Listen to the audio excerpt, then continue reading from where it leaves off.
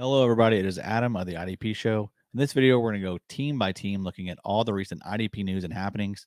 We're going to talk about which players you should stash for next season, which players are free agents this offseason, which players could get cut due to cap concerns. Tons of stats, tons of PFF nugs. You know how your boy does. This will be the first video in a two-part series. In this one, we're going to be looking at all the NFC teams. The AFC video will drop in the next day or two. Appreciate you guys for tuning in. Hope you guys enjoyed the video. It's the IDP show, now you know. Okay, let's kick things off in the NFC North with the Chicago Bears. I want to start with second-round rookie Tyreek Stevenson, having a great year. 79 tackles, 15 PDs, 4 INTs in 15 games this season.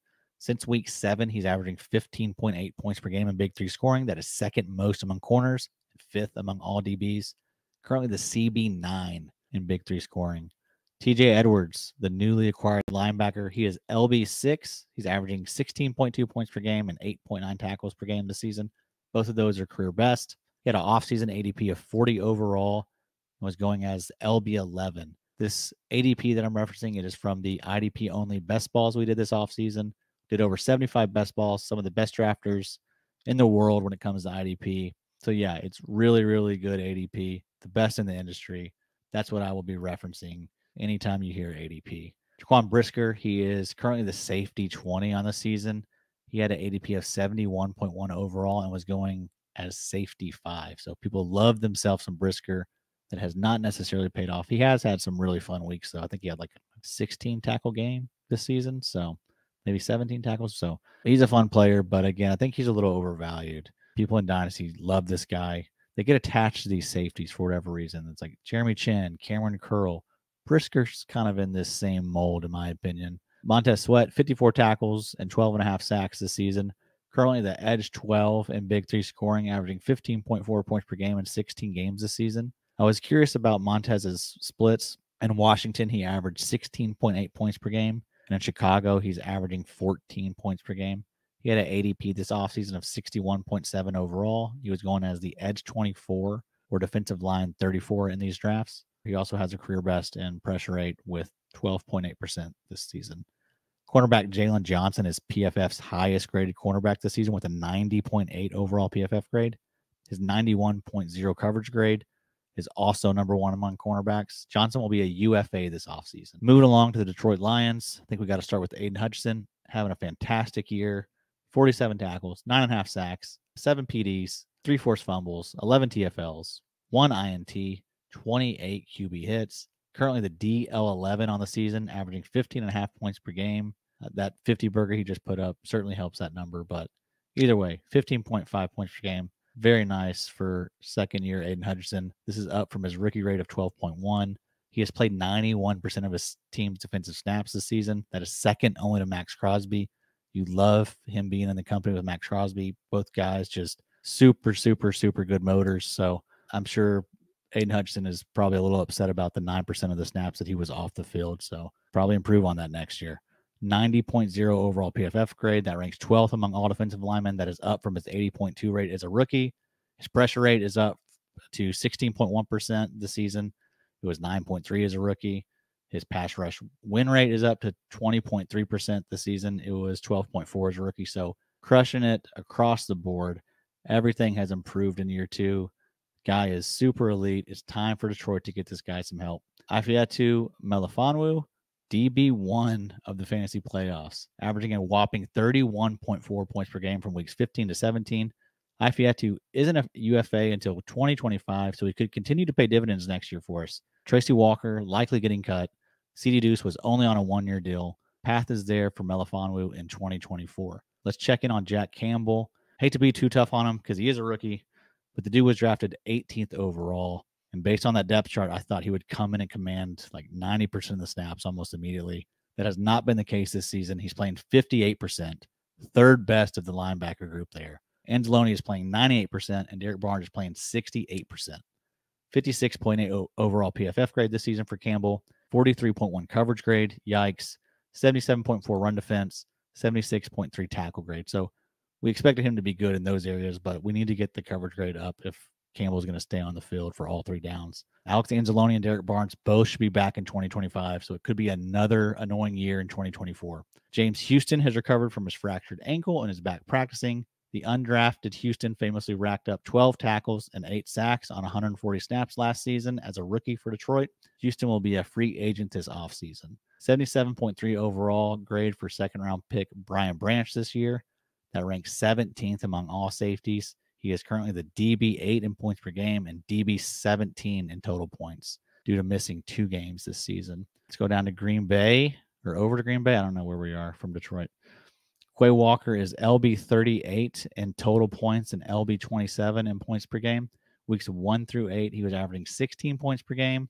Weeks 9 through 17, he's been averaging just 9.8 per game. His PFF grades have also been interesting, the way they've been split. Weeks 1 through 8, he had a 68.7 overall PFF grade. Weeks 9 through 17, he had a 44.6 overall PFF grade. So what's the deal with Quay Walker? Well, he dealt with injuries around the midpoint of the season, and he actually ended up missing weeks 9, 10, and 14. So I'm going to blame that second half dip on the injuries. Still a great asset for you. Still should be fine next year and the year after, I think. So, yeah, Quay Walker is, a great asset for you in Dynasty. Bad beat if you started Isaiah McDuffie in week 17. McDuffie left after 15 snaps due to concussion, but he's been really solid this year. In the games that Quay or Devondre missed, McDuffie averaged 12.8 points per game and 8.4 tackles per game. I wouldn't be surprised if we see Campbell get released or demoted in favor of Isaiah McDuffie in 2024. Maybe that's a hot take. I don't really think so. I think Devondre Campbell may be a little washed. 13th overall pick, Lucas Van Ness, has a 65.5 overall PFF grade and a 9.6 pressure rate this season. I think Lucas Van Ness looks the part, and I'm excited to see what that guy can do in year 2.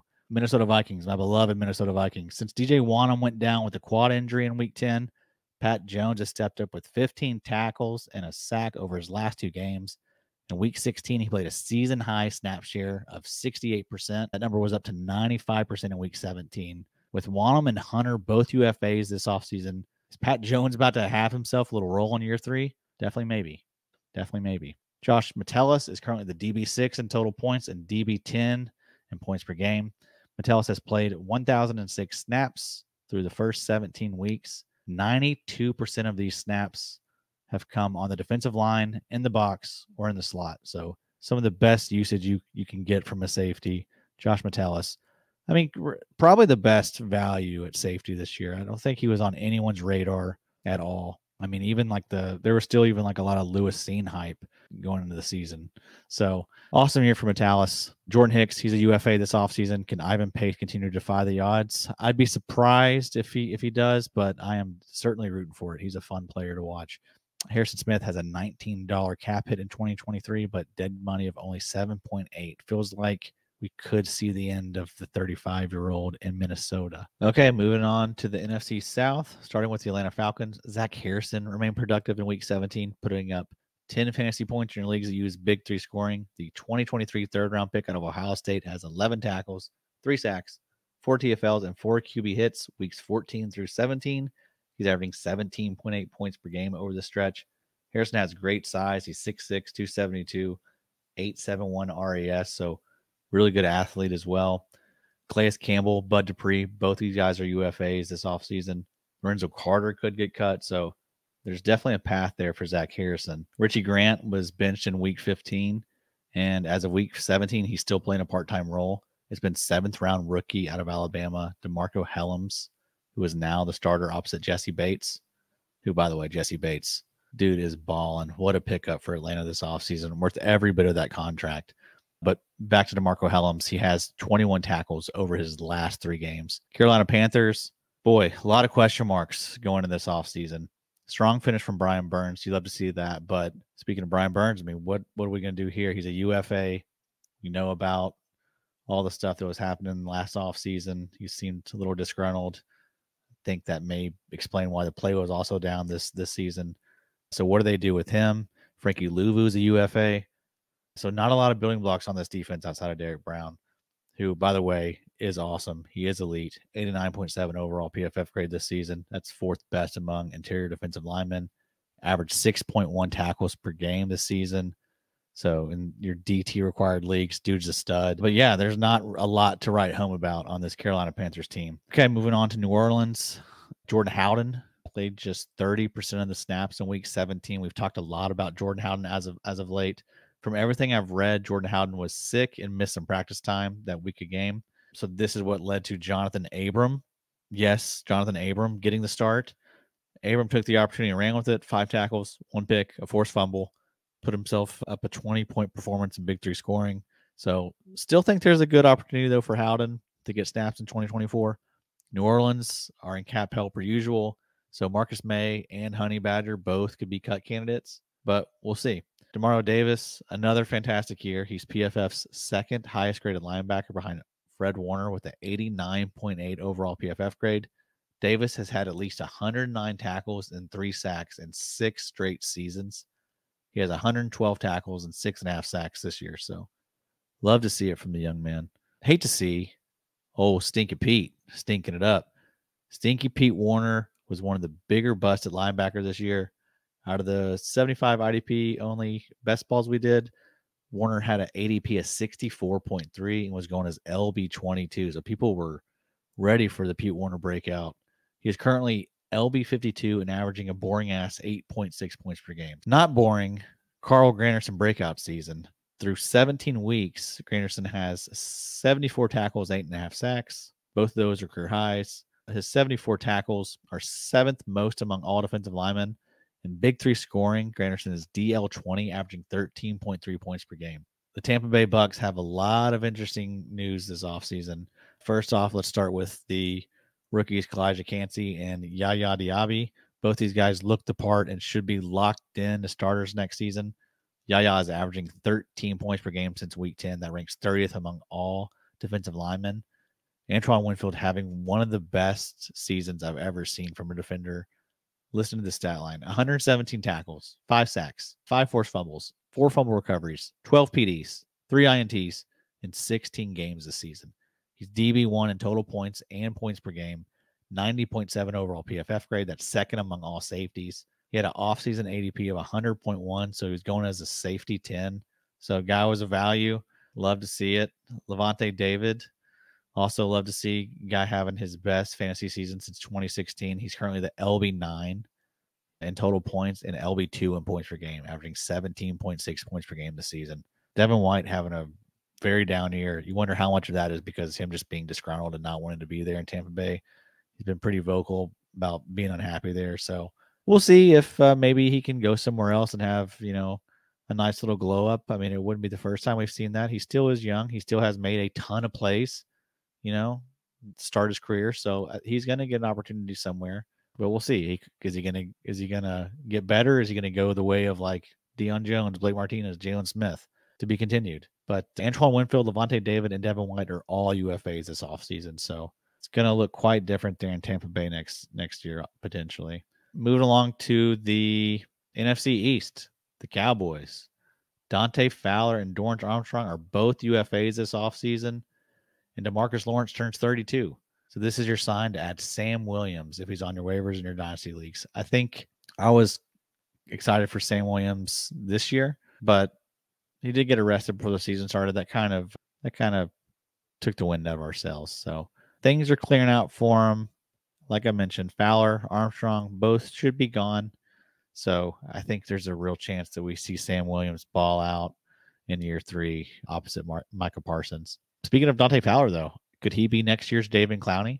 Former top 5 pick. He's underwhelmed for the most part, but has a late career surge. Fowler is tearing it up from a pressure-wise standpoint this season with 33 pressures on 189 pass rush attempts.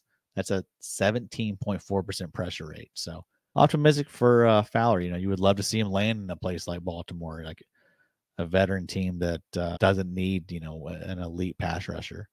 You have awesome weapons around him, So we'll see. We'll see what happens with Fowler. I am interested, though. He's someone that's also free. But, Fowler is someone that put up 11.5 sacks and 58 tackles in 2019 with the Rams. So you never know. It could happen, folks. Donovan Wilson and Malik Hooker are both being paid well and will be back for 2024. Jaron Kearse is a UFA. The New York Giants, Dexter Lawrence, Sexy Dex, 92.8 overall PFF grade this season. That is second among all defensive linemen, first among all defensive tackles / interior defensive linemen, however you want to classify them. He fell back to earth, though, fantasy-wise this season. 52 tackles, 4.5 sacks, just averaging 9.9 points per game in 2023. He put up 68 tackles, 7.5 sacks, and 13 points per game in 2022. So I'll probably buy the dip in 2024. I don't know that we're going to see him be like, a consistent 7.5 sack type guy, but I do feel like, 5.5, 6, that's well within his range of outcomes, and probably more likely where he'll be on most years. Bobby Okereke, LB4 in total points and LB5 in points per game, averaging 16.8 points per game this year. He had an offseason ADP of 31.9 and was going as the LB8. Hoping for some consistency from Kayvon next year. He had a 2023 offseason ADP of 15.1 overall. He's going as the Edge 10. So everyone was banking on the Kayvon breakout. I guess we did kind of get it, but I think we were hoping for a lot more, especially the way the season ended. We'll get to that. But Kayvon is currently the DL 26 in total points and DL 28 in points per game, averaging 12.9 points per game this season. But he has 8 games under 5 fantasy points. 3 of these games came in your fantasy playoffs, weeks 15 through 17. The PFF grades, the pressure rate, the pass rush win rate, all decreased in 2023. On the bright side, he has 47 tackles, 11.5 sacks through 17 weeks, despite looking average from a PFF standpoint. He has 7 games over 15 points this season. He just turned 23, and he's going to be entering his 3rd year. We all just need to calm down a little bit, take a deep breath. Brighter days ahead for Kayvon. Through 17 weeks, Pinnock is currently DB 17, and Xavier McKinney is DB 25. Both these players are UFAs this offseason. McKinney put up a 79.1 overall PFF grade. That was 12th among safeties. Pinnock put up a 67.8. That was 44th among safeties. Dane Belton played really well week 17 and could be the next man up, but not going to get too crazy. He's just a former 4th-round pick. Giants will likely bring in someone via free agency or the NFL draft. Moving along to Philly, Zach Cunningham, Nick Morrow, Shaq Leonard, all these guys are UFAs. Nakobe Dean seems like he has a hard time staying healthy, so I feel like Philly's going to bring in multiple LBs this offseason. Maybe they bring one of those guys back that I mentioned earlier, but we got to see a nice glimpse of Sidney Brown's playmaking ability when he returned an interception 99 yards to the house during Week 17's game against Arizona. Reed Blankenship and Kevin Byard are both under contract until 2025, so it's tough to project Sidney Brown to see a big playing time increase unless Philly just moves him exclusively to the slot, which may happen. I mean, he's a versatile player. He can do that, can play a lot of different positions. So I do like Sidney Brown for Dynasty, but Reed Blankenship, really good year, good player. We know about Kevin Byard. He's one of the best safeties in the league, but we'll see how his role changes or increases in 2024. Brandon Graham, Fletcher Cox, both these guys UFAs this offseason. I expect Milton Williams will be in a contract year to step up, and Nolan Smith should play a large role in 2024. Washington Commanders, Khaleke Hudson season. That was fun, wasn't it? Over the last 3 games, Hudson is LB 13, averaging 16.8 points per game and 13 tackles per game, 74.4 PFF grade over those 3. So, maybe he's earning himself a spot on a roster here in Washington. Maybe they bring him back. He gets a role next year. I mean, all the linebackers around him are UFAs. So Cody Barton's a UFA. David Mayo's a UFA. Jabril Cox is a UFA. The Cameron Curl's a UFA. So we'll see what happens with Hudson. They could bring him back. He could go somewhere else. I think that he could have a nice role next year. So he's someone that I'm holding on to very tightly in Dynasty. And I mean, we just saw the way he produced. I mean, he seems like he might be an elite tackler. So yes, sign me up for all those types. Cameron Curl, though, back to him. DB 30 in total points and DB 50 in points per game. Dude was going as safety 13 this offseason in these best balls. Had an ADP of 134 overall. Got to stop, guys. Got to stop simping over these defensive backs. Last season, it was Jeremy Chin. You guys loved. This season, it was Cameron Curl. How'd it work out for you? 2023 second-round pick, Jatavis Quan Martin. It's Quan now on Sleeper, apparently. He finished the year strong and will be in line for more work in 2024. He's a versatile player that can play both safety spots and the slot. So I like Jartavis Martin, probably out there on your waivers. Okay, moving on to our last division in the NFC West. Start with the Arizona Cardinals. Can we switch Zaven Collins back to off ball, please? Year one as an edge rusher has been dreadful for us in fantasy. Just 38 tackles and 3.5 sacks through the first 17 weeks. And he's averaging just 6.8 points per game. PFF numbers are not terrible. 73.3 overall PFF and 10.4% pressure rate. So both these are positive signs for a guy that's just learning the position. I think there's a chance that Budda Baker may get cut this offseason. Arizona would save $14.5 million in cap if they do. With injuries to Kaiser White and Josh Woods, Chris Barnes has taken on the LB role in Arizona. Barnes is a UFA in 2024, but I've always admired his ability to rack up tackles. Barnes has an elite 16.6% career tackle rate. Just something to remember if he ever gets an opportunity. The guy will get you 8 to 10 tackles. Probably won't do much else, but he will get you 8 to 10 tackles. And that's valuable. 5th-round rookie Owen Popo has also seen his snaps increase as of late with those injuries I mentioned. He played 50% of the defensive snaps in week 16, and that number increased to 76% in week 17. Unfortunately, this hasn't resulted in a lot of fantasy points. Popo is averaging 2 tackles per game and 2 points per game over the last 2 weeks. The Los Angeles Rams, shout out Bob. Aaron Donald, still Aaron Donald, 90.9 overall PFF grade this season. That is second best among interior defensive linemen. 22.5 pass rush win rate. That is first among interior defensive linemen. 84 pressures on 569 pass rush snaps. That's a 14.8% pressure rate. Down fantasy year, though. Currently the DL 25 in total points and DL 29 in points per game. 12.8 points per game this season. Aaron Donald is about to join a shit ton of my best balls that I do this offseason, though. I can assure you that, ladies and gents. Ernest Jones breakout season, that was a good time, wasn't it? LB8 in total points and LB7 in points per game this year, averaging 16.6 points per game. He was the LB2 in the fantasy playoffs, averaging 23.7 points per game, weeks 15 through 17.